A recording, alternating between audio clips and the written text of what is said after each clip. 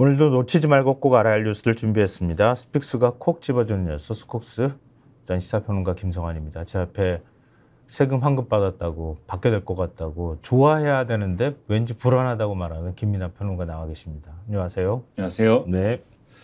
국세청에서 왜 불안해? 환급 받으면 좋아야지. 국세청에서 종이가 왔단 말이에요. 근데 이제 예년에는 그 소위 말하는 간편장부 대상자라는 이름이 붙어서 왔습니다. 필요금 60% 인정해주는. 그러니까 그게 뭐냐면 근데 이제 기준경비율 대상자였어요. 복잡한 얘기입니다만 기준경비율 대상자는 경비 인정 비율이 그냥 기준경비율 대상 그 기준으로 해서 잡았을 때는 네. 경비 인정 비율이 낮아요. 그래서 이거보다 경비를 많이 썼으면은 네가 장부를 만들어 가지고 경비를 더 많이 썼다는 거를 그 증명할 수 있는 증빙을 네가 갖춰놔야 돼. 이런 의미입니다. 그리고 그거에 맞춰 가지고 근거를 갖춘 상태에서 신고해. 국세청에 이런 거거든요. 네. 근데 일정 액수 이하의 수입을 얻었을 때는 그러니까 좀 수입 규모가 영세하면 단순 경비율을 국세청에서 적용을 해주는데 그 단순 경비율이라는 거는 기준 경비율보다 경비 인정 비율이 높습니다. 그리고 그러니까 이제 과세 표준은 줄어들겠죠. 과표는 네. 줄어들겠죠. 그리고 여기에 대해서는 간편장부 이게 만들 의무가 없어요. 그래서 요 서류는 아예 이름이 단순 채움 이렇게 갖고 옵니다. 그래서 국세청에서 네 소득을 파악해 봤더니 너는 그냥 이대로 내용에 따라서 세금을 그냥 내거나 또는 환급을 받으면 돼. 이렇게 해서 오거든요. 네. 근데 저는 분명히 작년까지는 너는 장부를 써야 되러 왔는데 올해는 그러니까 작년 수입을 대상으로 온 거죠. 예? 올해는 너는 그냥 이대로 해라고 왔는데 넌 세금을 환급받을 게 있네? 이렇게 온 거예요. 그래서 이뻐하나 보다 정부에서 김민하 평론가를. 그게 아니죠. 지난해에 수입이 줄어서 단순 경비율 적용 대상자가 된 거죠. 저는. 그래서 한편으로 마음이 아프면서도 왜 지난해에 수입이 이렇게 줄었는가 어떤 상황 때문에 이런 생각을 하면서 다른 한편으로는 이걸 좋아해야 되나 말아야 되나. 네, 그럼 환급 받으면 뭐 사지? 뭐 이런 생각. 네. 뭐 어떤 전자기기 살까? 어떤 게임기 살까? 고민한다는 거야. 참 진짜. 얄궂은 일입니다. 도대체 이게 뭡니까? 준다고 그러면 받으면 되지 그냥. 뭘 그렇게 생각이 복잡해. 복잡한 게 아니고 국세청이 알아서 다 계산해 주고 있구만. 수입 규모가 줄었기 때문에 일어나는 요즘 일이다. 지금 이겁니다. 세수가 펑크 나가서 세금 더 내라고 하는 사람이 얼마나 많은데 지금 법인세 깎아주고 뭐 부자 감세 다 해주고 난 다음에 지금 세수가 막 계속 뭐 펑크 나니까 있는 세금 없는 세금 박박 긁고 있단 말이야 지금. 종부세 대상 때문에 지금 종부세 대상자들이 골치 아파요. 머리 터지는 사람 진짜 많아요. 그리고 이제 요 말씀만 드리면 네. 혹시라도 나중에 결국은 이게 세금을 돌려준다는 게 저 대신 세금 낸 그 세금을 그러니까 저한테 돈을 줘야 되는 이 회사가 네. 저 대신에 낸 세금이 많아서 벌어지는 일 아니겠습니까?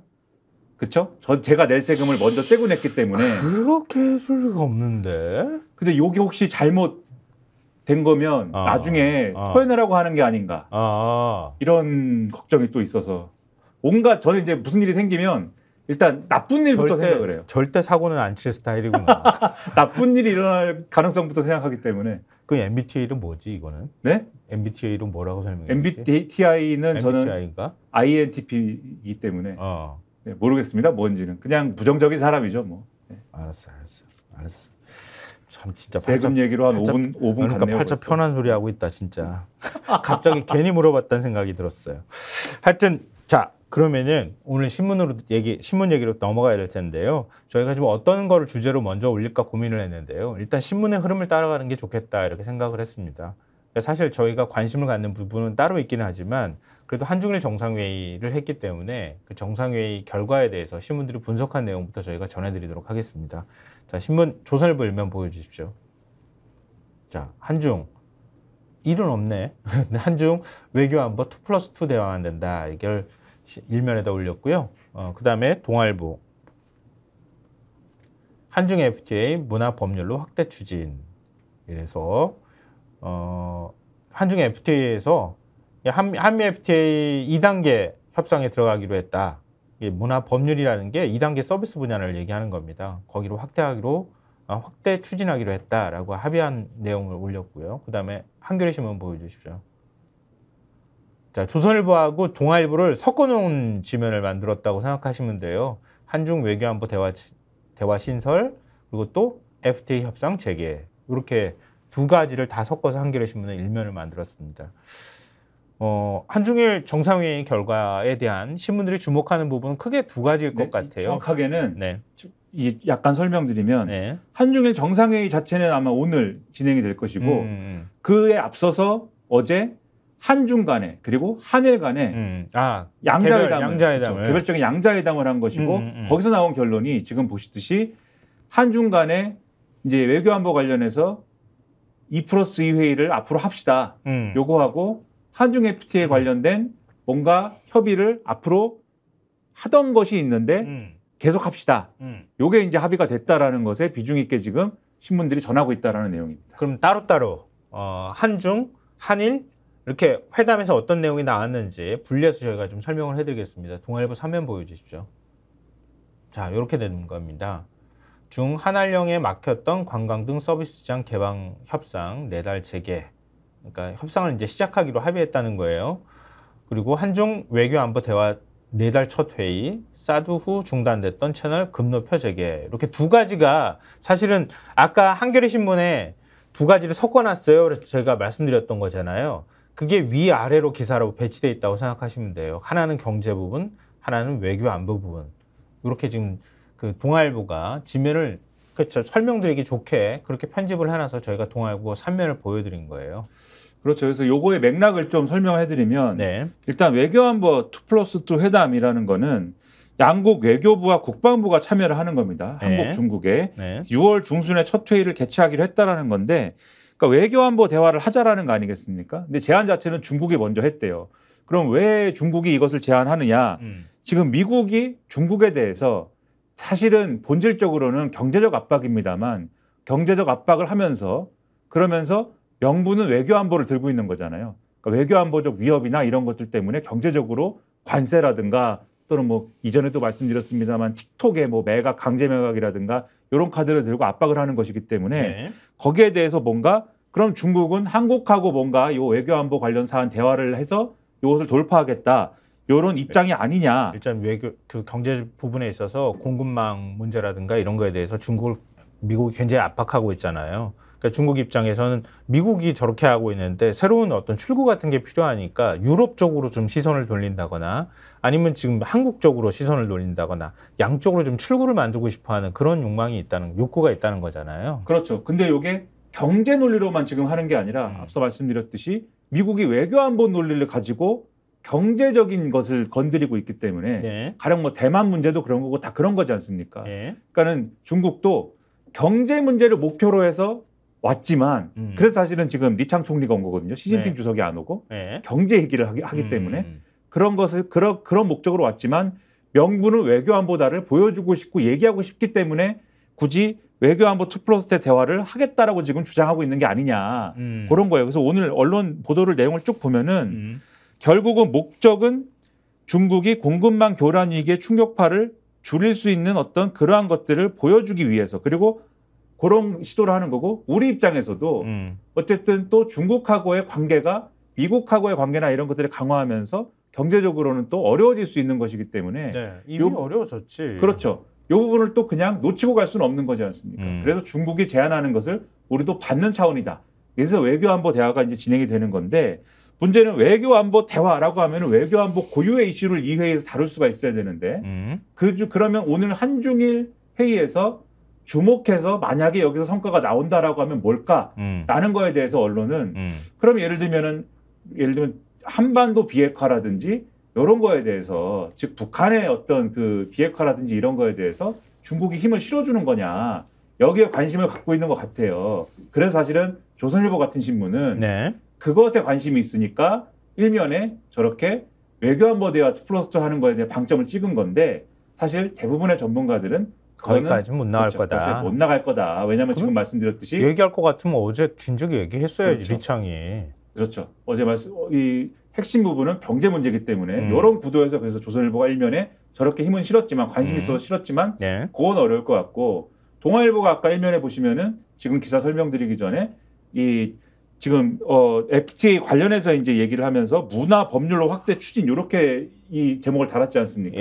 근데 경제 교류와 관련돼서 사실은 이 지식 산업이라든지 또 문화 콘텐츠 산업이라든지 이런 게 사실은 또 핵심적인 부분이 있는 거잖아요. 예. 그런 부분이 핵심이기 때문에 그 부분을 강조한 일면 제목이었다. 이렇게 볼 수 있다는 거죠. 전체적인 맥락을 김남평과 굉장히 잘 설명해 주셨는데요. 일단 경제 분야에 대해서는 관심 있으신 분들이 많기 때문에 아니 무슨 뭐 한중 FTA는 이미 다 체결이 된 거 아니야? 이렇게 생각하시는 분들이 있을 것 같아요. 네, 한중 FTA가 2014년 상품 분야 협상이 지금 타결이 됐고요. 2015년 12월부터 발효가 됐습니다. 2단계 협상으로 서비스 분야를 논의를 이어가기로 했는데 2016년 아시다시피 사드 사태가 터졌거든요. 그래서 2017년 한한령이 내려져서 그리고 또 코로나19 사태도 발생했고 이런 상황에서 2단계 협상이 진척이 없었던 거예요. 이제 다시 2단계 협상을 하자 이렇게 얘기를 하고 있는 거예요. 그러니까 서비스 분야에 그러니까 문화 법률이 들어가 있다. 그래서 동아일보가 문화 법률이라고 콕 찍어가지고 일면 제목을 그렇게 만들어 놓은 겁니다. 그러니까 2차 서비스 협상이 있을 건데, 그러니까 리창은 그렇게 얘기를 했다고 합니다. 리창 총리는 첨단 제조업, 신재생에너지, 인공지능, 바이오 의학 분야에서 협력 강화를 원한다. 이렇게 얘기를 했다고 중국 신화통신이 보도를 했다고 합니다. 그러니까 미국이 중국의 수출을 규제하는 분야에서 한국의 협력 강화를 요구한 것이다. 이렇게 동아일보는 해석을 하고 있습니다. 근데 그동안에 사실은 우리의 제일 교역국이었잖아요, 중국이. 근데 한중 관계가 너무 안 좋았잖아요. 윤석열 대통령이 너무 이렇게 한쪽으로 편향되어 있는 외교를 그동안에 했던 거 아닙니까? 뭐 동맹이니 뭐니 이런 소리 하면서. 그러니까 중국을 등한시했었는데 어찌 보면 이번에 중국을 좀 중시하는 모습을 보였다. 이 부분은 좀 긍정적으로 평가할 면이 있다. 이렇게 신문들에서도 분석은 하더라고요. 근데 과연 그 결과가 어떻게 나올지 이건 좀 지켜봐야 될 것 같습니다. 그리고 3면에서 아래쪽에 있는 기사를 저희가 말씀을 드렸는데 외교 안보 대화가 내달 첫 회의를 들어간다. 이런 건데요. 그러니까 외교 안보 대화 신설에 합의했다고 하거든요. 이게 차관급 대화 채널이라고 하는 거죠. 그러니까 외교부와 그다음에 아까 말씀드렸듯이 국방부가 참여하는 회의인 건데 네. 근데 이 회의를 통해서 아까 말씀드렸듯이 외교안보 사안에 관련된 논의가 진행이 돼야 됩니다. 네. 그런데 그게 이제 어느 정도 수준으로 진행될 거냐에 대해서는 사실 앞서 말씀드렸듯이 여러 가지 이제 의문이 있는 상황이고 그리고 여기서도 사실은 공급망 교란에 대응하기 위한 어떤 그러한 이제 맥락에서의 논의가 주로 진행될 것으로 일단은 예상이 되는데 이 외교 국방 분야 고위 관료가 참여한다. 일단 이렇게 돼 있는데 지금 말씀하신 것처럼 일부 언론에 의하면 차관급이다. 이렇게 이제 정리가 되는 부분도 있고 네. 그리고 여기서 이제 실제로 논의가 어느 정도 진행될 거냐에 대해서 의문이 되는 부분이 가령 이런 거예요.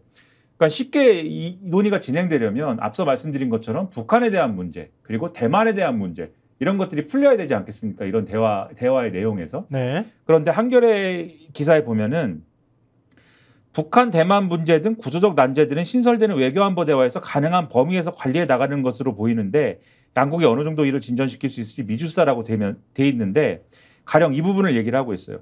중국은 대만 문제에서 한국이 중국의 입장을 수용할 것을 요구하고 한국은 북핵 문제에서 중국의 건설적 역할을 원하고 있다.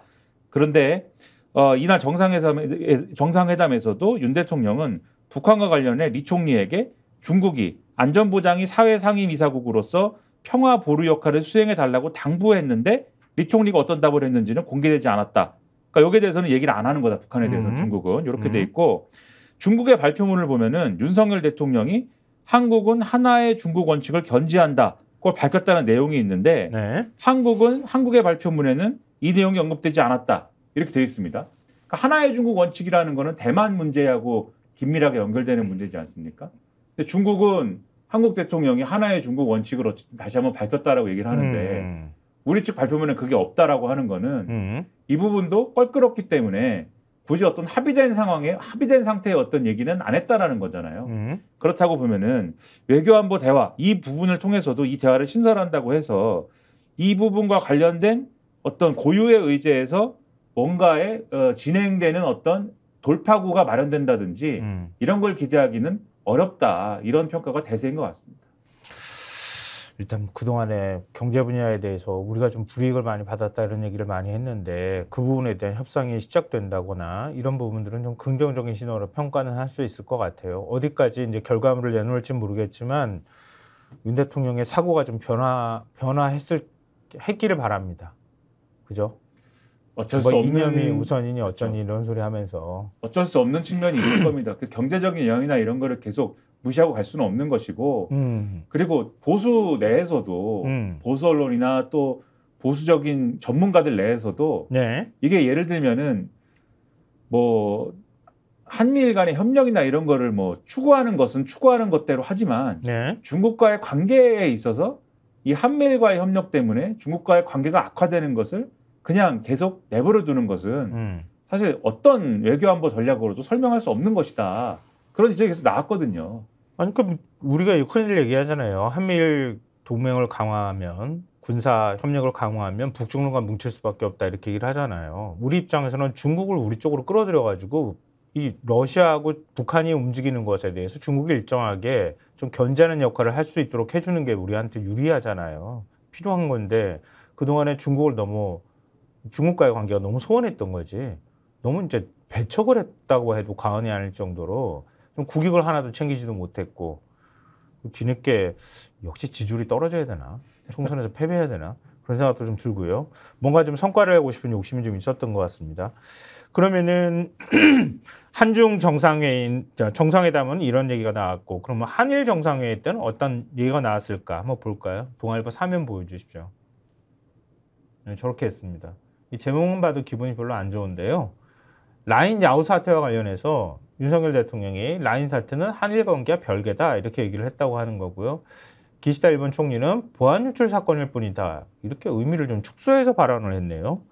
그러니까 보니까 윤 대통령이 국내 기업인 네이버의 지분을 매각하라는 요구는 아닌 것으로 이해하고 있다. 따라서 앞으로 양국 간에 불필요한 현안이 되지 않도록 잘 관리해 나갈 필요가 있겠다. 이렇게 얘기를 했다고 합니다.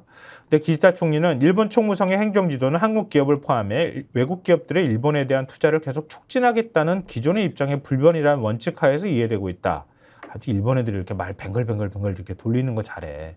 이게 원래 외교라고 얘기하기도 하잖아요. 무슨 의미인지 헷갈리게 만드는 거. 근데 윤 대통령이 그걸 못해서 그런 거지. 이번 행정지도는 이미 발생한 중대한 보안 유출 사건에 대해 어디까지나 보안 거버넌스를 재검토해보라는 요구사항이라고 말했다고 합니다. 또 한일 정부 간에 초기 단계부터 이 문제를 잘 소통하면서 협력해왔고 또 앞으로도 계속 긴밀히 소통해 나갈 예정이다. 이렇게 얘기를 했다고 하는 거거든요. 그럼 뭐야? 그러니까 이게 어떤 좀 이 시장의 스타일, 시장의 말로 좀 번역을 하면은 네. 윤석열 대통령이 이렇게 얘기했다는 거죠.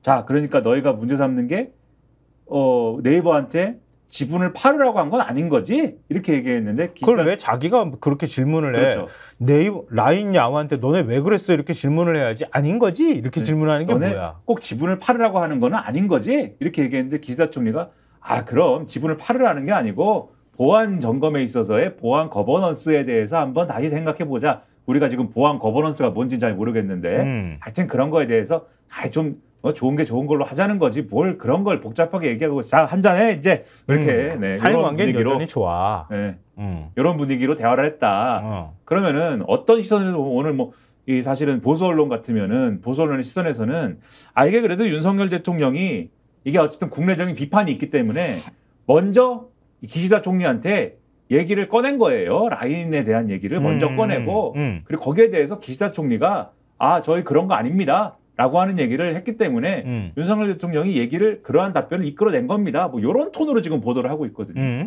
근데 그런 거냐 이게. 그렇지 않다라고 하는 반론도 지금 다른 언론에서 있다는 거죠. 근데 뭐야 우리가 맞은 건데 우리가 맞은 거잖아 사실은.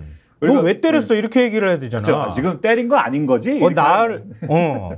나 그런 뜻에서 때린 거 아니지? 아니 맞았는데 지금 때린 게 아니고 만진 거지? 이렇게 때린 게 아니고 잠깐 내가 부딪힌 거지 너한테 이렇게 얘기하는 거죠. 윤창땡이라는 사람이 이 그랩 했던 거 생각난다. 야 이거 오래된 얘기인데. 그래. 갑자기 엉덩이 그랩이 생각난다. 야 굉장히 오래된 얘기. 너 왜 성추행했어요? 그랬더니 나는 그랩 이거 뭐라고 그랬지 그때? 기억도 안 나네. 움켜졌다 그랬나? 기억도 안 납니다. 무슨 재밌는 하여튼 분인데. 예. 하여튼 이렇게 했다는 거에 대해서 이게 이해할 수 있는 거예요. 경향신문 사설에서도 비판을 했더라고요. 최소한 그래도 자존심은 세우고 그다음에 얘기를 했어야 되는 거 아닌가? 그러게 말이에요. 그러니까 경향신문 사설 제목이 일본 총리의 라인 사태 유감 표명조차 안 한 윤 대통령 이렇게 돼 있거든요. 그러니까 딱 아까 그 내용 김민하 평론가가 정리해 줬던 거랑 똑같아요. 윤 대통령이 네이버 지분 매각 요구한 건 아닌 것으로 이해한다. 우리 정부는 한일 외교 관계와 별개 사안으로 인식한다. 이렇게 얘기를 하니까 기시다 총리가 그건 뭐 보안 유출 사건에 대해서 보안 거버넌스를 재검토해보라는 요구였다. 기존 입장에 변화가 없다. 이렇게 얘기를 했다는 거예요. 근데 이걸 지적하면서 경향신문이 이렇게 얘기를 해요. 윤 대통령이 라인 사태와 관련한 언급이 적절했는지 의문스럽다. 일본 정부가 어떤 이유에서건 한국 기업이 절반의 지분을 가진 민간 기업에 대해 지분관계 재검토 지시를 내린 것이 국민적 공분을 자아낸 것을 감안하면 최소한 일본 측의 사과와 재발 방지를 분명한 어조로 요구하는 것이 먼저 아닌가. 정부는 이번 사태가 불거진 지 2달이나 지나도록 입장을 내는 것조차 주저하는 모습을 보였다. 일본 군마현의 강제동원 조선인 추도비 철거 등 한일 관계에 악재가 불거질 때마다 정부가 정면 대응을 피해왔던 것의 연장선상으로 보인다. 그러니까 계속 이런 비굴한 외교 행태가 반복된 것이다. 이렇게 경향신문은 보고 있는 거예요. 윤 대통령 스스로 최대 업적이라고 자랑하는 한일 관계 개선, 한미일 협력 강화가 퇴색할 것을 우려하기 때문일 것이다. 하지만 일본에 대해 할 말을 제대로 하지 않는다면 내년 한일 국교 정상화 60주년을 계기로 양국 관계를 한 단계 끌어올리겠다는 윤 대통령 구상도 국민적 지지를 받기 어렵다. 이런 정도의 사안조차 할 말을 제대로 못하는 한일 관계가 건강한지 묻고 싶다. 이렇게 사설을 쓰고 있어요. 그리고 이게 아까 비유를 이렇게 했지 않습니까? 너 나 때린 거 아닌 거지? 이렇게 말씀드렸다고 했잖아요. 근데 지금 느낌이 그랬더니 기시다 총리가 때린 거 아니야? 이렇게 얘기한 것 같지만 과연 그렇게 답한 건 맞나? 때린 거 아니야 라고 한 게 아니고 그것도 모르는 거야? 그렇죠. 사실 때린 게 아니고 내 주먹이 네 볼에 시속 5km 속도로 맞은 것 닿은 것 뿐이야. 뭐 이렇게 얘기한 거일 수도 있는 거 아닙니까? 이 얘기가. 보안 거버넌스가 뭔데요? 그렇죠? 그러게. 그래서 그 부분을 한번 잘 따져봐야 되는 게 지금까지 일본 정부 태도나 이런 것들을 묶어가지고 평가를 해야 돼요. 그래서 제가 쭉 보니까 한국일보라는 신문에 그 얘기가 잘 나와 있어요. 그래요? 그러니까 보안 유출 사건에 대해서 보안 거버넌스를 재검토해보라는 요구였다. 그러니까 보안 거버넌스라고 하면 이거 구조적으로 보안 유출이 있고 또 거기에 대해서 책임지는 주체가 애매모호한 거 아니야? 이걸 포함하는 거 아니야 사실은. 그렇죠. 그리고 책임 주체가 애매모호한 게 있어까지만 얘기했지만 일본 정부는 그동안 그 애매모호함을 어떻게 해결하라고 했습니까? 그렇죠. 좀 분명히 해결해. 우리 기업인지 한국 기업인지를 좀 명확하게 해. 지분을 매각해봐. 이렇게 한 거잖아요. 근데 거기다 대놓고 네이버 지분 매각을 요구한 거는 아니지? 이렇게 얘기를 했단 말이야. 그렇게 얘기했는데 거기다 기시다가 보안 거버넌스 재검토를 요구한 것뿐이야 라고 답한 게 그러니까 때린 거 아니지? 라고 얘기했는데 그냥 주먹이 네 볼에 맞은 것뿐이야 이렇게 답한 거나 똑같은 거 아니냐. 그래서 한국일보 기사를 소개를 해드리면 한국일보 기사의 제목이 윤 라인 문제는 양국 외교와 별개 일례 해명 요구 없이 선긋기인데요. 그러니까 이렇게 돼 있습니다.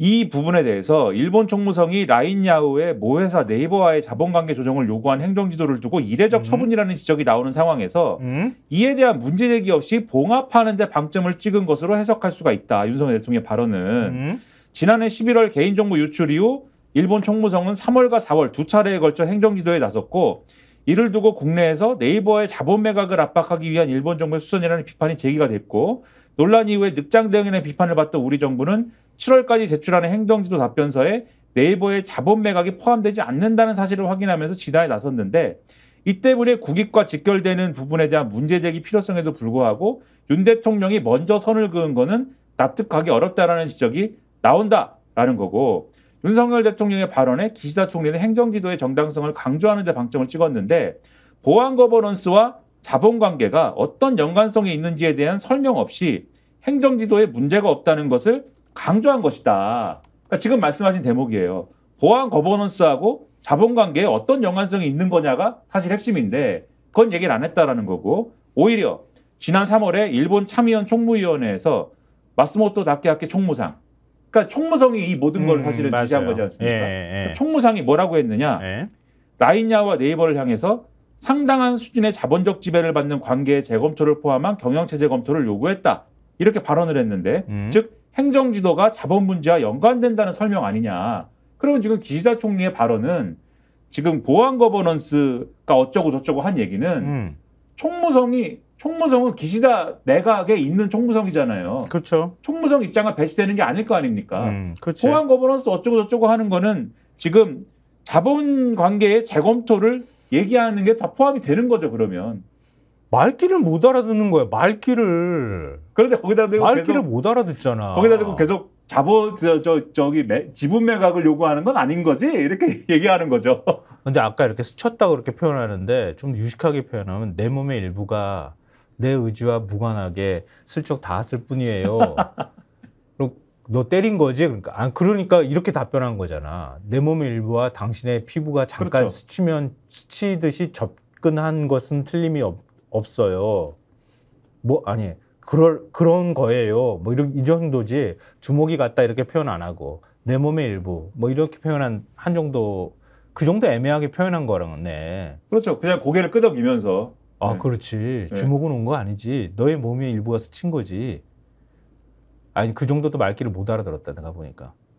말귀를 못 알아들었네 아예. 그러니까 일본은 계속 어쨌든 아이씨. 계속 맞다고 하는데 실질적으로는. 근데 윤석열 대통령은 계속 그러니까는 지분 매각하라는 건 아닌 거지 계속 그러는 거예요. 일본은 계속 그러니까 돌려 말하면서 지분 매각하라는 거예요라고 얘기하고 있는데 계속 반문하는 겁니다. 그러니까 지분 매각하라는 건 아닌 거지. 일본이 이렇게 놓고 찔렸나? 왜 한일 이란 미래 파트너십 기금에 일본 기업이 2억 엔을 기부를 했을까요? 동아일보 사면 보여주십시오. 사면을 다시 네, 보면 거기에 네, 있어요. 옆에 있는 기사가 있잖아요. 조그만 예, 기사가. 예, 오른쪽에 1단짜리 기사를 이렇게 흘려놨어요. 그러니까 왜 난데없이 또 그동안에 안 하다가 그러니까 지난번에 그 제3자 배상안 얘기 나오고 난 다음에 그때 뭐 한일 뭐 미래지향적 양국 관계 발전을 위해서 뭐 이런 기금을 조성하겠습니다 이렇게 얘기를 했던 거 아니에요? 근데 그 동안에 우리 기업 10억, 일본 기업이 1억 엔 이렇게 해가지고 20억 모아놨다는 거 아니에요? 그 20억 가지고 누구 코에 바르냐? 진짜 우리도 지금 쪽팔린다 정말. 옛날에 배국 주는 거 가지고 퉁칩시다 얘기했을 때도 진짜 창피하다고 얘기했는데 갑자기 난데없이 기금에 지금 경단년, 그러니까 개의단년이라고 하죠. 이 회원사가 2배 이상 2억 엔을 기금을 출연했다는 얘기가 나오네. 원래 1억 엔인가 낸 상태였는데 그거 가지고 되겠느냐 이런 지적이 있는 가운데 또 핵심이 뭐냐면 이게 제3자 변제의 의미를 살리기 위해서는 이게 문제가 뭐냐면 소위 말하는 전범 기업들이 직접 배상하는 형태가 아닌 걸 피하려고 제3자 변제를 하는 거지 않습니까? 근데 그렇게 하려면 적어도 의미를 살리려면 이 전범 기업에 해당하는 이 가해 기업들이 이 좀 간접적인 방식으로라도 이 기금에 출연을 해서 돈을 좀 내야 의미가 사는 것 아니냐. 법적으로도 그렇고. 그러니까 미래지향적 한일 관계를 위해서 미래 자라나는 청년 세대를 위해서 일본 기업이 과거사는 좀 그렇다 치더라도 일본 전범 기업들이 경단련을 통해 가지고 기금을 조성하면 그러면 그 혜택은 미래 세대가 보게 될 테니 뭐 이런 취지를 얘기했던 거잖아요. 근데 그동안에 제대로 기금 출연을 안 했었는데 이번에 2억 엔을 냈다고 하는데 그럼 2억 엔에 전범 기업이 돈 낸 게 있어요? 여기 보면은 그런 건 아니다. 전범 기업이 포함되어 있지는 않는 것으로 보인다라는 것이고 그래서 제목이 강제동원 기업은 빠져. 이게 제목에 포함이 되어 있는 것이고 이걸 또 대통령실 고위 관계자가 상당히 이제 의미부여를 또 했어. 그렇죠. 일본이 선제적으로 2억 엔을 추가 모금했다. 여기에 발맞춰 한국경제인협회, 그러니까 옛 전국경제인연합회 전경련이죠.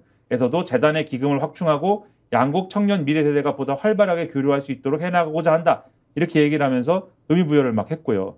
그리고 윤석열 대통령하고 기시다 후미오 총리하고 만났을 때도 이게 양국 관계 발전을 위해서 유학, 인턴십, 취업 등 청년층 교류 확대 방안을 모색해 나가기로 했는데 대통령실에 따르면 윤석열 대통령은 기시다 총리에게 최근 미래 파트너십 기금에 일본 기업들이 추가로 기여하기로 한 것에 대해서 평가했다. 그러니까 잘했다. 평가했다? 네. 잘했다. 네. 이렇게 했다. 네. 평가했다라는 거는 잘했다. 이렇게 했다는 거죠. 좋다.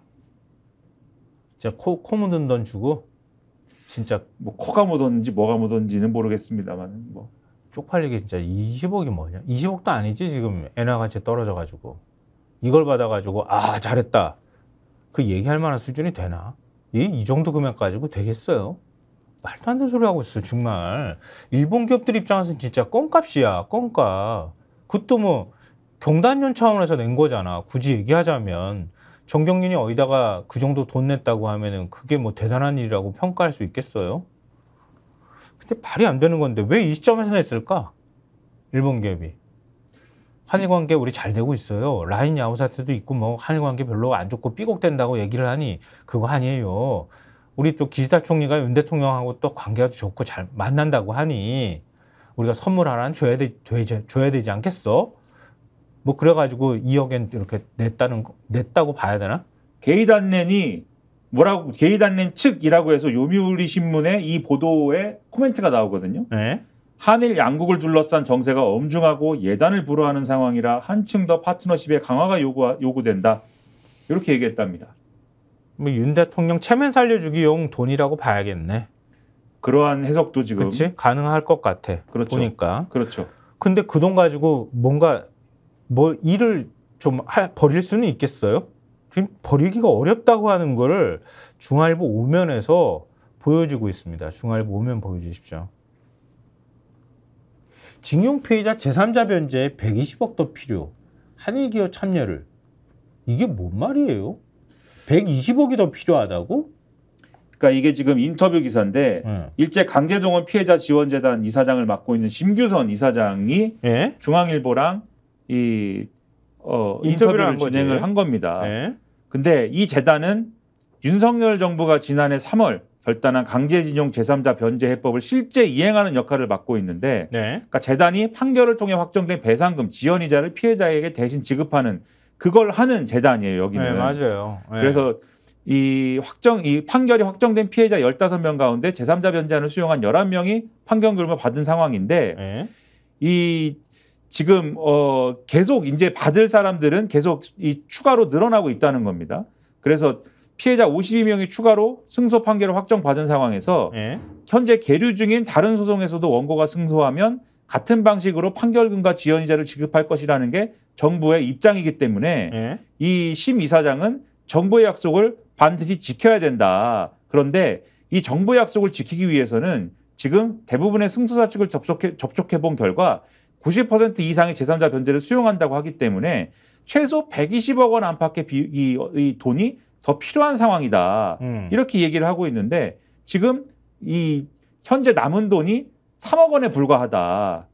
그러니까 포스코 등이 재단에 기부한 41억 1,400만 원. 그래서 그중에 약 38억 원을 피해자 11명한테 지급하거나 수령을 거부한 피해자 4명을 위한 공탁금으로 지출을 하고 나니까 결국 남아있는 돈은 3억 원밖에 없다는 거 아니에요? 그렇죠. 그럼 주고 싶어도 돈이 없다는 거네? 그리고 재원을 그럼 어떻게 마련해야 되냐? 결국은 기부금으로 충당하는 건데 예? 한국과 일본 기업의 자발적 참여 외에는 마땅한 다른 방안이 없다. 그런 상황에서 일본 기업이 전혀 참여하지 않을 거 아닙니까? 이 방안에 대해서. 예? 이 방안에 참여를 안 하면 그러면 차라리 그러면 앞서 말씀드린 이 한일 뭐 미래 파트너십 기금에라도 참여를 하던가. 그러니까 아까 그 경단련이 냈다고 하는 거 그거잖아요. 그렇죠. 그게 지금 2억엔 냈다고 하잖아. 그 심 이사장은 거기 낸다고 해서 그 돈이 피해자들에게 지급되는 건 아니지만 어쨌든 거기에라도 낸다고 하면은 장기적으로 뭔가 분위기가 조성이 될 수도 있고 한국 기업이 이 재단에 내는 돈에 어떤 명분이 설 수도 있고 뭐 이런 거 아닙니까? 네. 그러니까 이런 것들이 있기 때문에 거기에다가라도 적극적으로 기여했으면 좋겠다라고 얘기를 하고 있는데 그게 지금 2억엔 수준이다라고 하면 아니 그건 또 별개잖아. 그렇죠. 별개인데다가 그럼 여기는 돈이 계속 없는 거고 저기다가는 돈을 지금 20억 낸 거 아니에요? 굳이 뭐 러프하게 따지면은. 그렇죠. 근데 별개인데도 뭐 우리한테 안 줄 거면 여기다가라도 줘라. 그렇죠. 이렇게 얘기야? 환율 따져도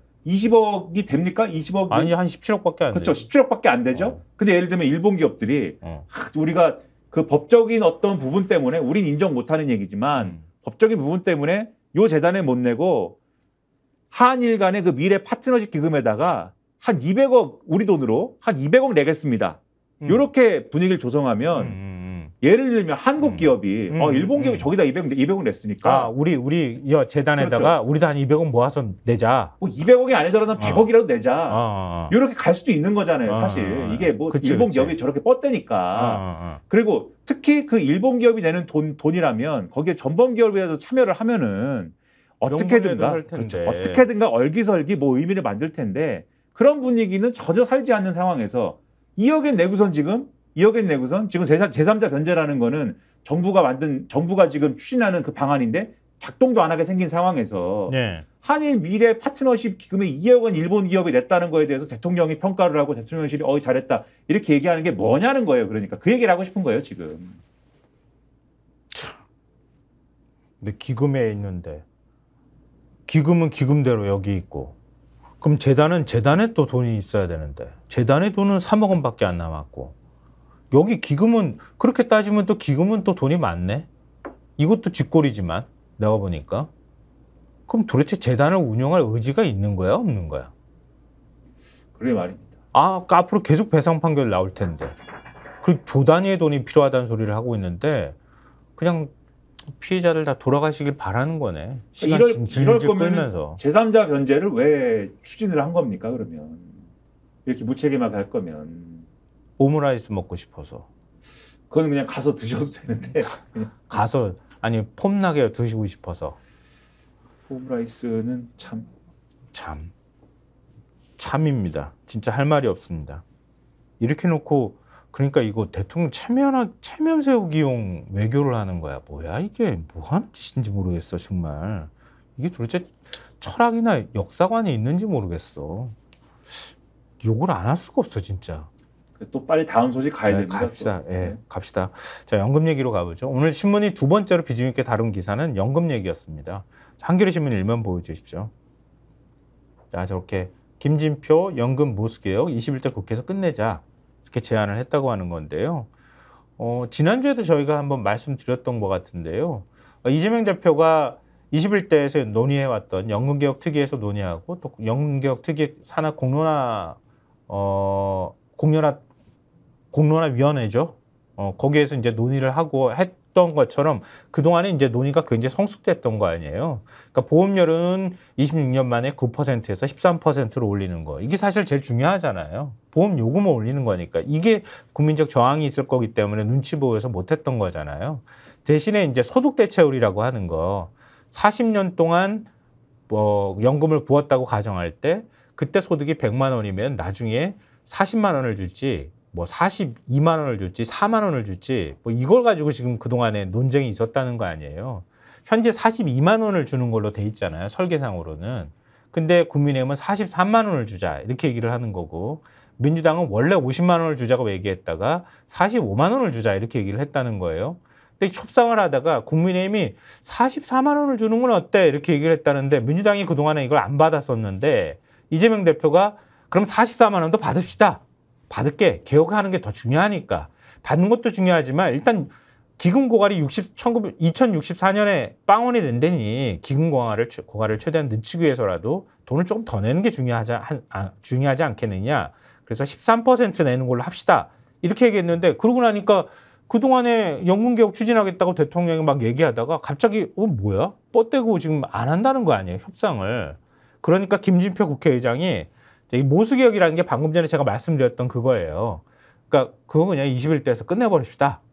지금 국민의힘이 얘기하는 것처럼 기초연금이나 이런 거하고 통합 문제라든가 이런 구조개혁은 22대 때 다시 한번 또 논의합시다. 이렇게 나왔다는 거 아니에요? 그렇죠. 근데 국민의힘은 이것도 못 받겠어. 이렇게 된다는 거 아니에요, 지금?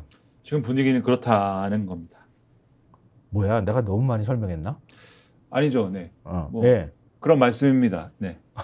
어떡할까요? 네. 아닙니다. 자, 그럼 한겨레 신문 보여주십시오. 제가 지금 말씀드렸던 거를 한겨레 신문 5면에서 이렇게 정리를 해주고 있어요. 기금 고갈 위기 강조하더니 보험료 인상 합의에도 발 뺀 당정. 대통령실에서는 국회에서 합의하라고 이렇게 한 발을 빼고 있어요. 그러니까 사실 그동안에 이제 참 이 연금 개혁 논의와 관련돼서 정권 초기에 사실은 방향을 정확하게 잡고 이 정권 초기에 명확한 입장을 갖고 접근했으면 이렇게 안 됐을 텐데 정권 초기부터 사실은 정부가 입장이 없었습니다. 입장이 없고 전문가들 모아놓고 좋은 안을 한번 논의해 보세요라고 해서 네. 그렇게 접근하면 논의가 되나요? 사실 근데 몇 가지 쟁점이 있지 않습니까? 연금에 있어서. 그렇죠. 그러니까 지금도 말씀하셨듯이 보험료율을 올릴 거냐 두느냐, 그다음에 소득대체율을 올릴 거냐 두느냐, 그다음에 다른 쟁점들 예를 들면 구조개혁 어떻게 할 것이냐 등등등등 이런 쟁점들이 여러 가지가 있는데 거기에 대해서 정부가 명확하게 예를 들면 보험료율도 올리고 대체율도 올립시다. 또는 보험료율을 올리지만 소득 대체율은 그냥 둡시다. 보험료를 올리고 소득 대체율도 낮춥시다. 기본적인 방침을 제시해서 뭐 논의를 시키는 게 아니라 그냥 뒀거든요. 전문가들이 그래갖고 그 안에서 큰 이 그림부터 잡는데 굉장히 많은 힘을 뺐는데 그거 엄청나게 논란이 많았잖아요. 여태까지 합의가 안 됐어요. 근데 그게 그 전문가들 사이에서는 그래서 전문가들도 소득 보장론자가 있고 재정 안정론자가 있습니다. 그래서 양쪽으로 갈려져 있는 사안인데 그런데 문제는 뭐냐면 중간에 어쨌든 국회에 설치된 특위에서 공론화위를 통해서 시민들의 의견을 시민들에게 자료를 쭉 주고 일종의 수기민주주의를 통해서 의견을 쫙 모았어요. 모았더니 더 주고, 그러니까 더 내고 더 받는 안이 좋다라는 결론이 일단은 나왔어요. 그래서 이 안에 따라서 어쨌든 논의를 하는 것이 좋다라는 것에 따라서 국회가 그러면 이 안에 따라서 지금 말씀하신 것처럼 이제 보험료율은 13% 올리고 소득 대체율은 44%냐 5%냐 3%냐 요 수준에서 합의를 하면 그러면 이제 더 내고 조금 더 받는 내용으로 합의가 끝나는 내용으로 정리가 되는 겁니다. 그렇게 정리를 하면 되는 문제예요. 그러면 되는 건데 그런데 이 안을 가지고 얘기를 하자고 하니까 국민의힘에서 이게 사실 합의가 안 돼 지금 합의를 할 수 없는 안이야. 합의가 되지 않고 있어 라고 하면서 국회에서 합의가 안 됐기 때문에 더 이상 논의가 어렵습니다 하고 톤을 들어버렸고 대통령도 취임 2주년 기자회견에서 국회에서 합의가 안 됐으니까 21대에서는 안 될 것 같고 22대에서 논의합시다. 이렇게 얘기를 했고 그 이후에 국민의힘은 계속 21대에서는 절대 이 문제를 마무리할 수 없어. 22대로 무조건 가야 해. 이렇게 얘기를 하고 있는데 실제로 국민의힘이 주장하는 43%와 이 소득 대체율 지금 이재명 대표가 받겠다고 주장한 44%의 소득 대체율 차이를 따져보면 국민의힘은 이게 엄청난 차이가 있다고 주장을 하지만 한겨레 기사를 보면 그렇게 차이가 크지 않다. 그러니까 예를 들면은 국민연금 고가 시점은 여당 안이나 야당 안이나 1년 차이다. 소득 대체율 45%일 경우에는 2063년, 소득 대체율 43에서 44%일 경우에는 2064년 1년 차이다. 그러니까 이런 것들이 큰 차이도 없는데 왜 합의를 안 하느냐.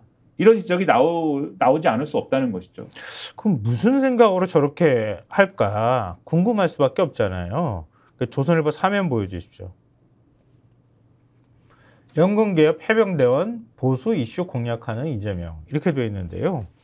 그러니까 이재명 대표가 지난달 29일 있었던 영수회담 때 윤 대통령한테 연금개혁안 처리 문제 꺼냈다는 거 아니에요? 그러니까 민주당이 적극적으로 협력할 테니 책임의식을 갖고 처리해달라 이렇게 요청을 했는데 그때 윤 대통령이 연금개혁안은 매우 중요한 문제다 라면서 22대 국회에서 계속 논의하자 이렇게 얘기를 했다는 거예요. 그러니까 그래서 민주당은 그 연장선상에서 지금 연금개혁 문제를 꺼냈다 이렇게 설명을 하고 있는데 국민의힘에서는 이 대표의 갑작스러운 연금개혁안 처리를 미심쩍게 보고 있다고 합니다. 이 대표가 연금개혁안 처리를 해병대원 특검법 재의결을 위한 본회의 소집 명분으로 삼으려 한다거나 연금개혁안 처리 불발의 책임을 정부 여당에 떠넘기려는 정략이 도사리고 있다. 이렇게 보고 있다는 거예요. 근데 이게 말이 돼요? 그러니까 본회의 소집 명분으로 삼는다고 하는 게 이게 본회의 소집 명분이라고 하는 게 왜 그 연금개혁으로 삼아? 그냥 해병대 특검법 자체가 명분이 있는 건데. 그렇죠. 그리고 그게 뭐 명분으로 삼는 것이 뭐 그렇게 중요합니까? 연금개혁을 하겠다고 약속한 것은 윤석열 대통령인데 전혀 뭐 그건 뭐 논의할 필요도 없는 것인데 윤석열 대통령은 계속 여기도 나오지만 연금개혁안은 매우 중요한 문제라면서 22대 국회에서 계속 논의하자라고 했다. 영수회담에서. 그래서 이날 회담에서 연금개혁안 처리 문제가 길게 논의되지는 않은 것으로 알려졌다. 그래서 이 대표 측 관계자도 의아해했다는 거예요. 연금개혁은 정권의 주요 성과로 남을 수 있는 사안인데 윤 대통령의 개혁 의지가 약해 보였다. 그래서 이 기사의 전반적인 톤이 뭐냐면 오히려 이재명 대표가 지금 연금개혁 밀어붙이고 이렇게 얘기하는 거는 이재명 대표 입장에서 지지층의 반발을 살 수도 있는 그런 사안인데 그런데 이재명 대표가 오히려 밀어붙이고 있다. 그래 보수 이슈를 공략하고 있는데 대통령실은 뭐 하는 거야? 그러면 굳이 얘기하자면 조선일보 제목을 뒤집어서 얘기하면은 해법이 나올 것 같아. 그러니까 왜 저러는지가 이해가 될 것 같아. 보수 이슈를 네가 지고 가잖아. 네가 깃발 들고 먼저 지고 가는 건 우린 그 꼬라지 못 보겠어. 이거 아닌가? 근데 그 꼬라지를 못 보겠어라기보다는 지금 정부 여당한테 하는 얘기 같아요. 너네 뭐해 지금? 너네 뺏겼어 너네 거. 이 얘기를 하는 것 같은 게 토요일 날 조선일보 사설을 보면은 민주당이 연금개혁 처리하면 수권 정당 인정받을 것 뭐 이런 제목이에요 사설 제목이. 그러니까 그 무슨 마치 그렇게 써 있진 않지만 제가 느끼기에는 뭐 일방 처리하라는 얘기인가? 거부권 행사 안 하나? 뭐 이렇게 느껴질 정도로. 그러니까 그만큼 어려운 개혁인데 민주당이 선뜻 가가지고 우리 동의할게. 만약에 비난을 받아도 우리가 나눠질게. 우리도 같이 비난을 감당할 자신이 있어. 그러니까 같이 합의해. 이렇게 나오고 나니까 갑자기 뜨고 하고 도망간 거 아니야. 왜 저러지? 그렇죠. 정부 여당이 그렇게 태도를 취하니까 이 보수 언론도 안 그런 보수 언론도 있습니다만 보수 언론도 이 부분에 대해서는 민주당이 하자는데 왜 안 해? 정부 여당한테 이렇게 나올 수밖에 없는 거예요. 그리고 이게 예를 들면 연금 전문가들 사이에 좀 경론이 있는 거면은 서로 이제 손가락질하면서 해서 이렇게 하자 말자 경론이 있는 거면은 또 모르겠는데 오늘 언론 보도 쭉 내용을 보면은 아까 양측이 있다고 하지 않았습니까? 네. 소득 보장론자와 재정 안정론자 양측이 있다고 하는데 양쪽의 전문가들 모두가 일단 이번 사안에 대해서는 모수 개혁 먼저 해놓고 그렇죠. 갑시다. 이 보험료율을 올리는 것에 합의하는 게 가장 어려운데 그것에 지금 합의한 모양새가 됐기 때문에 지금 일단 이걸 처리하는 게 중요하다. 양쪽이 다 동의한다는 거예요. 나중에 구조개혁 문제는 22대 국회 가서 하더라도 그러면 이제 다른 얘기하기 어려운 거죠. 언론도. 그러니까 신문 사설에서 이 문제 지적하고 있어요. 일단 대표적인 거 2개 사설만 저희가 먼저 말씀드렸으면 좋겠는데 한겨레 신문 사설. 연금안 처리 의장 제안 거부한 여건 개혁 의지는 있나? 지금 그렇게 얘기를 하고 있고요. 지금 모수개혁은 연금개혁이 끝이 아니다. 구조개혁이라는 더 큰 과제가 남아있지만 세대 간 이해관계가 첨예한 만큼 합의된 것부터 하나씩 살려나가는 것이 중요한데 아니 정부 여당은 김 의장이 지금 이거 21대 국회에서 처리하자는 제안조차도 대바람에 거부를 했다. 그러니까 대통령실은 여야 합의가 먼저라더니 사실상 합의가 이루어졌는데도 국민의사 반영 운운하며 또다시 다음 국회로 미루자고 주장을 하고 있다. 핑계가 모순되고 군색하기 짝이 없다. 어렵게 찾아온 기회를 번번이 걷어차는 이유가 무엇인가? 여당은 난데없이 여야정 협의체 구성을 역제안하고 나왔다. 의장이 간곡한 공고는 대놓고 무시하면서 무슨 생뚱맞은 협의체 타령인가? 거부를 위한 거부나 다름없다.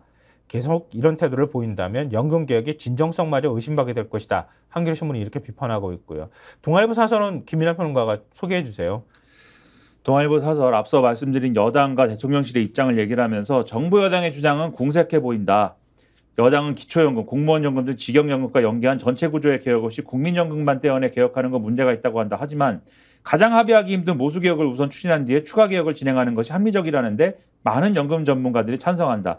더욱이 작년 10월 정부 단일화 없이 24개 시나리오를 국회에 던져놓고 손을 놨던 정부가 이제 와서 설명 시간 부족 운운하는 거는 염치 없는 일이다. 이렇게 지적을 했고 김진표 의장 제안에 대해서 여야가 수용한다면 정쟁 소지 최소화할 수 있다. 여야 합의로 연금개혁일을 드물게 좋은 조건이 갖춰진 셈이다. 정부 여당은 납득하기 어려운 이유를 들어 22대 국회로 미뤘다가 모수개혁도 구조개혁도 다 무산될 경우 그 뒷감당을 어찌하려고 이러는 건가? 이런 지적을 하고 있습니다. 뭐야? 외교도 그렇고 지금 연금도 그렇고 이게 뭐 하는 것인지 모르겠네. 한겨레신문 만평에서 또 그랬더라고요. 온 설거지 덩어리 막 온 집안에다 막 지저분하게 널브러 놓은 거를 만평으로 그려놨더라고요. 그리고 나서 하나도 안 되고. 그러고 나서 그거 막 혼내면 뭐라고 했는지 아십니까? 뭐요?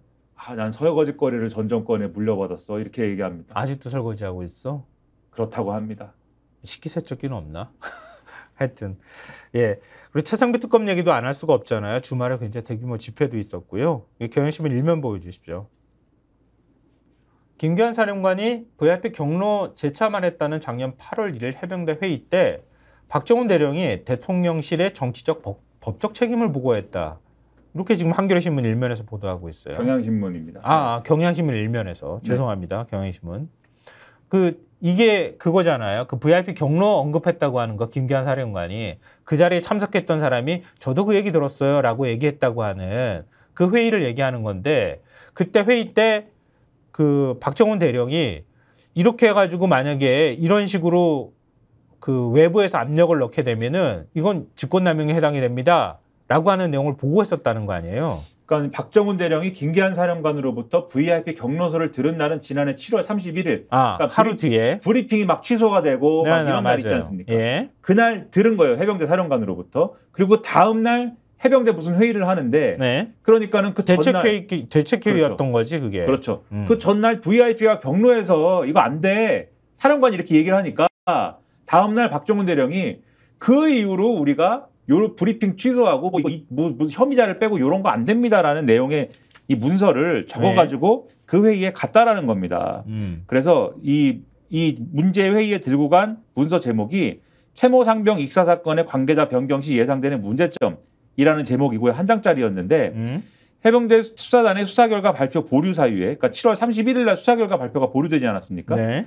윤 대통령의 경로가 있었다는 취지의 말을 듣고 문제점을 지적하는 내용으로 작성된 문서였다라는 거고 이 최상병 사망 사건을 수사한 해병대 수사단 관계자들이 작성에 관여를 했다. 무슨 내용이냐? 상급제대 의견에 따라 관계자, 즉 혐의자를 변경하면 직권남용 권리행사 방해 혐의에 해당할 수 있다. 또 혐의자를 변경한 사실이 언론에 노출될 경우에 여기는 이제 BH라고 약어를 썼다는데 대통령실 얘기하는 거죠.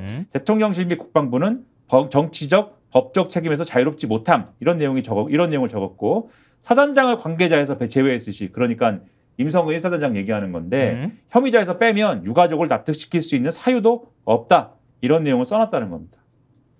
이미 처음부터 경로서를 읽고 그다음에 수사 압력이 들어왔을 때부터 수사단에서는 이건 직권남용에 해당될 수 있다라고 판단을 했었다는 거잖아요. 그리고 그렇죠. 사령관한테까지 보고를 했었다는 건데 근데 결국은 그게 실행이 된 거잖아요. 저희 사령관은 이 조사에서 이런 얘기를 하는데도 8월 9일에 조사 기록을 민간 경찰에 이첩했으면 좋겠다. 왜냐하면 이종섭 장관이 그날 보고할 게 있어 보이는데 라고 했는데 왜냐하면 8월 9일 날 윤석열 대통령이 여름휴가 마치고 복귀하는 날이기 때문에 그날 대통령 허락받고 이첩해야 되는 거야 라는 취지의 얘기를 또 했다는 거고 그런 취지의 얘기를 그다음에 이 회의 전후로 주요 인사들하고 김기한 사령관이 통화를 계속했다는 거예요. 박진희 국방부 장관 군사보좌관하고 문자 메시지를 막 주고받는다든지 임기훈 국가안보실 국방비서관하고도 전화 통화를 한다든지 등등. 그래서 상당히 이게 의심되는 대목인 것이죠. 네. 내일 국회 본회의에서 차상문 특검법 그 거부권 행사 윤 대통령이 했기 때문에 지금 재표결에 들어가는 상황이잖아요. 여당에서 몇 표의 반란표가 나올 것인가 이렇게 관심이 되고 있는데 동아일보가 취재를 했다고 합니다. 동아일보 5면 보여주십시오. 동아일보 5면에 관련 기사가 나와 있는데요. 이렇게 돼 있어요. 당론에 4명째 반기. 최재형 의원까지 지금 반기를 들었다는 거잖아요. 그런데 그렇죠. 의견 유보도 최소 5명이다. 동아일보가 취재를 했다는 거 아니에요? 그렇죠. 동아일보 취재 결과 22대 총선 낙천 불출마 의원 58명 중 당론을 따를지 결정하지 못한 의원이 최소 5명 더 있는 것으로 나타났다. 그러니까 특검 반대 당론에 유보적인 생각을 가진 의원이 최소 5명으로 집계됐다. 이렇게 기사에는 나와 있습니다. 그리고 박주민 의원, 지금 민주당 해병대원 사망사건 진상규명 태스크포스 단장인데 네. 기자간담회에서 이렇게 얘기했어요. 현재 국민의힘 의원 6명을 만났는데 그중 절반 정도는 심각하게 찬성 투표를 고민 중이라고 했다. 그런데 실명은 거론 안 했는데 이 6명 만난 사람 6명이 찬성 의사를 밝힌 4명은 아니다. 그러니까 추가적으로 더 있을 수 있다라는 얘기고 한겨레도 이 부분에 대해서 기사를 썼는데 6명의 네. 반이면 3명이지 않습니까? 네, 그렇죠. 그리고 지금 찬성 표결하겠다고 밝힌 사람이 4명이잖아요. 4 더하기 3은 7이지 않습니까? 7명. 그래서 한겨레는 박 의원 주장대로라면 국민의힘 이탈표는 7표가량으로 추정된다. 한겨레는 이렇게 써놨어요. 그러니까 5명이 더 있어서 9명인 것인지 9명가량 되는 것인지 그치. 7명이 되는 것인지 이건 지켜봐야 되겠죠. 9명이든 7명이든 어찌됐든 그 정도 반란표가 나올 경우에는 윤 대통령한테 엄청나게 정치적으로 타격을 입힐 수밖에 없는 상황일 거예요. 정치적, 법적, 정신적 타격이 있을 것으로 보입니다. 정신적 타격, 네. 심리적 타격. 그러면 또 경로가 한 번 더 있을 것으로 또 있을 가능성이 굉장히 높은데 네. 그러면 징계를 해야 될 텐데 징계를 하면 어떻게 될까 하여튼 그러네요. 마지막으로는 제목만 보여드리고 제가 간단하게 하고 끝내겠습니다. 시간이 지나가지고요. 지금 검찰이 김건희 이른바 명품백 관련돼 있는 수사를 하고 있잖아요. 근데 그 관련돼 있는 수사 내용에 대해서 쓴 신문이 있습니다. 지금 이게 한겨레 구면 보여주십시오. 그 권모 변호사라고 하는 사람이 그 책 그 쓰레기 분리수 과정에서 수거했었다고 하잖아요. 근데 가가지고 검찰 수사 받았는데 그 쓰레기장에서 분리수거, 그러니까 그 쓰레기장에 갖다 버리는 장면이나 이런 것들을 CCTV로 확인하려고 했더니 보관기간이지 않아서 확인할 수가 없더라. 그렇네요. 그러니까 그 말씀하신 버리는 장면 그것도 확보를 못했고, 네. 그다음에 최재형 목사 방문 당시의 CCTV 영상, 그러니까 최재형 목사 증언대로 다른 사람도 있는지 등등 확인해야 될 거 아닙니까? 그것도 확보 못했고, 그다음에 이걸 전화로 왔으면 방문객 명단이 있을 텐데, 그렇지, 기록이 남아 있을 거 아니에요. 방문객 명단도 없다 그러고, 그다음에 사라졌다잖아, 그 명단이. 택배가 왔다 그러면 택배 일지나 이런 게 있을 텐데 택배 일지도 없다 그러고. 그래서 싹 증거를 없애면 아무것도 확보를 못했다 지금. 그래가지고 오늘 조선일보 일면을 보니까 김건희 여사와 관련된 수사팀을 서울중앙지검 부장들 바꿀지 말지 굉장히 관심이었잖아요. 그렇죠. 근데 유임시킨다는 얘기가 있는데 이렇게 수사를 하는데 뭐 유임을 하든가 말든가 별로 관계도 없을 것 같은데. 그러게 말입니다. 네. 뭐 하여튼 저거는 조선일보가 단독으로 지금 했는데요. 서울중앙지검 수사팀이 그동안에 수사를 했잖아요. 도이치모터스하고 명품백 수사 문제. 네. 명품백 수사는 어디까지 했는지도 모르겠지만 하여튼 그래가지고 수사팀을 바꾸면은 아예 수사 의지가 사라지게 될 것이다. 수사 처음부터 다시 해야 된다 이렇게 얘기 나왔는데 이창수 서울중앙지검장도 수사팀 유임하는 걸 건의했다고 하고 법무부에서도 지금 유임 쪽으로 가닥을 잡고 있다. 이런 그렇죠. 거죠. 근데 수사가 상황이 이렇기 때문에 안심하고 있는 게 아닐까. 그렇구나. 그냥 둬도 되는 거 아닐까. 하여튼 그건 아직 인사가 안 났으니까 왜 안 내는 거야? 24일 날 낸다고 하더니 아직까지도 미적미적 되고 있네. 내겠죠. 뭐 생각이 복잡한 모양이네. 한번 좀 어떻게 되는지 이건 지켜봐야 될 것 같네요. 자, 오늘 여기서 마무리하겠습니다. 너무 살려달라고 하니까 안 될 것 같고 도와주십시오. 이걸로 마무리해야 될 것 같습니다. 구독자분들 많은 관심 가져주시고 홍보 좀 해주셨으면 좋겠습니다. 전 시사평론가 김성환, 김민아였습니다. 네, 고맙습니다. 저희가 얘기할 때 오셔가지고 라이브로 관전하시기 바랍니다. 반드시 주변 사람들 데리고 오시기 바랍니다. 구독, 좋아요, 알림 설정 해주시기 바랍니다. 좀 살려주십시오, 저 좀.